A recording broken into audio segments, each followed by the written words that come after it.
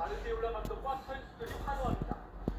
화려한 불꽃이 이스탄불 밤하늘을 수놓고 역사적인 순간을 함께하는 맨시티 팬들도 위아더 챔피언을 따라 부릅니다. 구단 역사상 첫 챔피언스리그 재패를 확정짓는 결승골은 후반 23분 나왔습니다. 페널티 박스 오른쪽에서 실바의 컴백 패스가 수비 맞고 뒤로 흐르자 로드리가 스피드하며 강슛으로 마무리했습니다. 맨시티는 전반전 케빈 더브라우이너가 부상으로 쓰러지는 악습국에서도 이 골을 잘 지켜 인터밀란을 1대0으로 제압했습니다. 이미 리그와 FA컵 타이틀을 거머쥔 맨시티는 이번 우승으로 트래블이라는 대업을 이뤘습니다. EPL 팀 중에선 허가슨 감독 시절 트래블을 차지한 지역 라이벌 맨체스터 유나이티드에 이어 두 번째입니다. 가르디올라 감독은 FC 바르셀로나를 이끌던 시절에 이어 또다시 트래블을 달성하고 복부타에 한 팩을 넣었습니다. 유럽 무대에서 리그와 컵 대회, 챔피언스리그 우승 3관왕을 두 번 경험하며 명실상부한 현역 최고 감독이 되었습니다. We're very satisfied for the something unique, the treble for this club, and the feeling that I have right now is winning the Champions League. You have to win the Europe. We consider it one of the really good team, and we did it. 결승에서 골을 넣지 못했지만 올 시즌 맨시티로 온 괴물 공격수 콜라는 EPL에 이어 챔스 무대에서도 12골로 득점왕에 올랐습니다. 여담 스티비 박준영입니다. 이슬리아 월드컵에 출전한 축구 대표팀이 우리 시간으로 내일 새벽 2시반 이스라엘과 3-4위 결정전을 치릅니다. 대표팀은 마지막 경기인 만큼 반드시 승리해서 유종예비를 거두겠다는 각오입니다. 백기련 기자입니다. 이스라엘과의 3-4위전을 앞두고 대회 마지막 담금질에 나선 20세 이하 축구대표팀. 김은중 감독의 지시 아래 선수들이 스트레칭과 러닝으로 몸을 풀고 가볍게 패스를 주고받으며 본격적인 훈련에 돌입합니다. 최종 결전을 앞둔 선수들의 표정에는 비장함과 유쾌함이 동시에 묻어나옵니다. 마지막 상대는 이번 대회 돌풍의 팀 이스라엘. 20세 이하 월드컵 첫 출전이지만 8강에서 우승 후보 브라질을 꺾고 4강까지 올라왔습니다. 브라질전 결승골의 주인공 도르 투르게 만드니 경기 대상으로 이번 대회 8골을 후반과 연장전에서 넣을 정도로 막판 뒷심이 강합니다. 게다가 조별리그에서 일본을, 16강전에서 우즈베키스탄을 잡는 등 아시아 팀의 강한 면모를 보이고 있습니다. 김은종 감독은 이스라엘이 유럽 19세 이하 선수권 대회 준우승팀이고 유럽 특별 피지컬도 갖췄다며 경계심을 늦추지 않았습니다. 로테이션 없이 풀자력으로 반드시 승리해 아시아의 자존심을 세우겠다는 각오도 밝혔습니다. 마지막 대결이 1970년대로 오래전이긴 하지만 한국은 이스라엘의 7전 3무 4패로 한 번도 이기지 못했습니다. 하지만 득점 공식 중 하나로 자리 잡은 세트피스와 컨디션이 올라온 대준호를 앞세운 공격으로 충분히 잡을 만한 상대란 평가입니다. 연합뉴스TV 기령입니다. 국책연구원인 한국개발연구원 KDI가 그동안 추진했던 경기가 조만간 점점을 지나 반등할 것을 시사했습니다. KDI는 오늘 발간한 6월 경제 동향에서 최근 우리 경제는 제조업을 중심으로 부진한 상황이지만 경기 전환을 취하는 시기들이 증가하고 있다고 진단했습니다.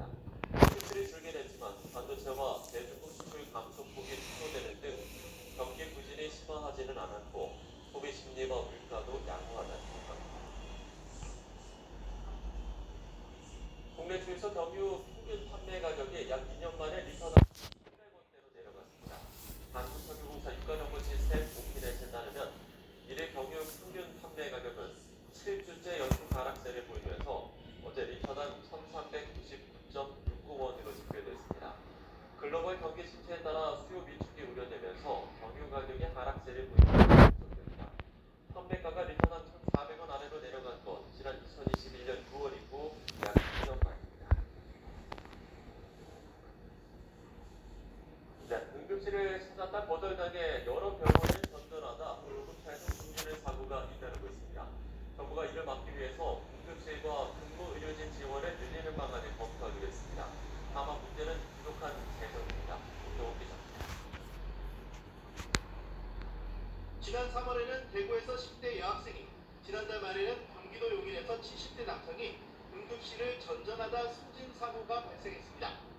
이처럼 응급실에서 거절당하는 이른바 응급실 뺑뺑이는 매년 7,000건의 그러자 당장이 지역 응급의료 상황실을 운영해 환자 이송 시 병원 수용을 의무화하고 병상이 없는 경우에 경증 환자를 뺏어라도 배정하도록 하는 내용의 보완책을 발표했습니다.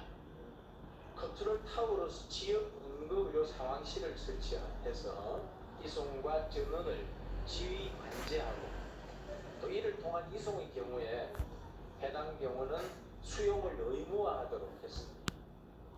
하지만 의료계에선 중환자실이나 응급실 의료진이 부족한 상황에서 이런 방안이 현실적 해결책이 되긴 어렵다고 보고 있습니다.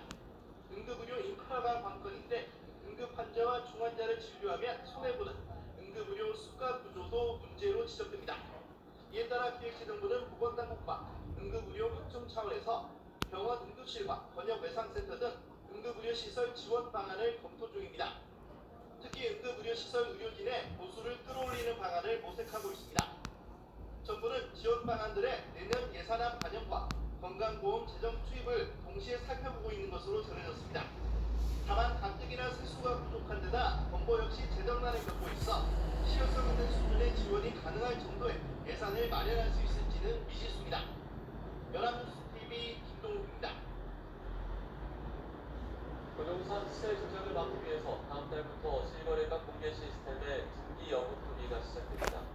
국토부는 실거래가 공개 시스템에 아파트 정보에 매매가 완료된다는 사실을 확인할 수 있는 등기 여부를 시범적으로 공개한 뒤 아파트 외 주택으로 확대해도 검토할 계획입니다.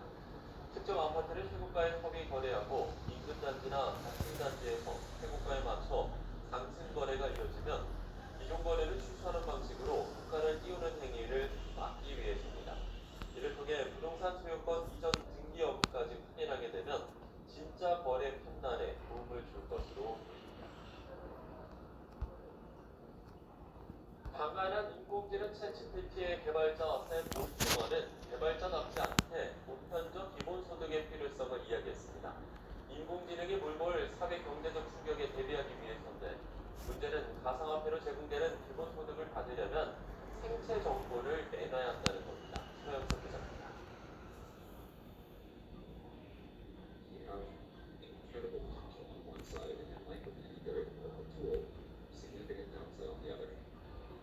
샘 올트먼은 주어진 문제뿐만 아니라 모든 상황에서 생각하고 창작하는 범용 인공지능 AGI 시대를 예견했습니다.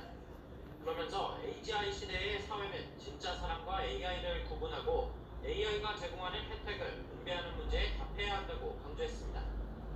이에 대한 그의 답은 월드코인이란 가상화폐로 지급되는 보편적 기본소득입니다. 지난달 한국을 포함한 80여 개국의 지갑 앱을 출시했는데 향후 세계 각국의 여권부터 기본소득 분배까지 기능 확장이 목표입니다. 그런데 이 가상화폐 형태의 기본소득을 받으려면 먼저 홍채 정보를 인증해야 합니다. 그것도 내 스마트폰 속 생체 정보와 일치 여부를 보는 보통의 방식이 아니라 외부 업체의 별도 기기를 통해서입니다. 월드코인에선 사람과 AI를 구분하기 위한 것이며 데이터 보관에 동의하지 않으면 정보는 삭제된다고 공지합니다.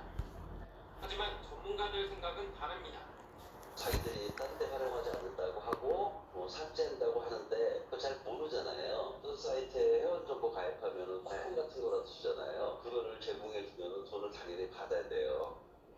기본소득은 허울이고 정보 장사가 목적이 아니냐는 겁니다. 이어 향후 유사 사례가 더 많이 등장할 것이라면서 자신의 정보가 어떻게 어디에 쓰이는지에 대한 통제권을 스스로 가져야 한다고 강조했습니다. 연합뉴스TV 서영석입니다. 지난 10년 새 어쩔 수 없이 아르바이트 등을 통한 비자발적 시간제 근로자 징별비, 근로자 징별률 약 2배에 달하는 걸로 나타났습니다. 전국경제연합회 산하 한국경제연구원이 통계청 자료를 분석한 결과 2010